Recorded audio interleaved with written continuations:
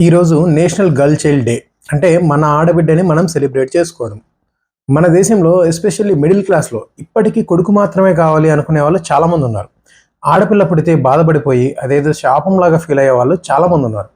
ఇలాంటి mind set ఉన్న వాళ్ళ గురించి కొంచెం హార్ష్‌గానే మాట్లాడదాం అనుకుంటున్నా. వీళ్ళేంటంటే వాళ్ళ వంశానికి వారసులు కావాలని, వంశోద్ధారకుడు లేడే అని బాధపడిపోతూ ఉంటారు. ఇలాంటి వాళ్ళని తీసుకెళ్ళి మ్యూజియంలో పెట్టాలి. వాస్తవానికి ఇలాంటి ఫీలింగ్ మిడిల్ క్లాస్ వాళ్ళకే ఉంటుంది. వీళ్ళ వంశాలేమి జమీందారు వంశాలు కాదు, రాజవంశాలు అంతకన్నా కాదు. కనీసం ఒక కొడుకైనా కావాలని చెప్పి ఎంతోమంది పిల్లల్ని కంటూ ఉంటారు. ఇల్లీగల్గా స్కానింగ్ చేయించి ఆడపిల్ల అని తెలిస్తే అబార్షన్ చేయించడానికి కూడా వెనుకాడరు. ఇలాంటి వాళ్ళు సమాజానికే ప్రమాదం. ఇలాంటి వాళ్ళకు నేను 3 సూటి ప్రశ్నలు వేస్తున్నా.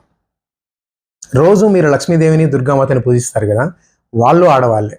మన ఇంట్లో ఆడపిల్లలు దేవతలతో సమానం. మరి మీ పూజకు అర్థం ఏమైనా ఉందా? 2, ముసలి తల్లిదండ్రులను కొడుకే చూసుకుంటారని మీరు అనుకుంటున్నారా?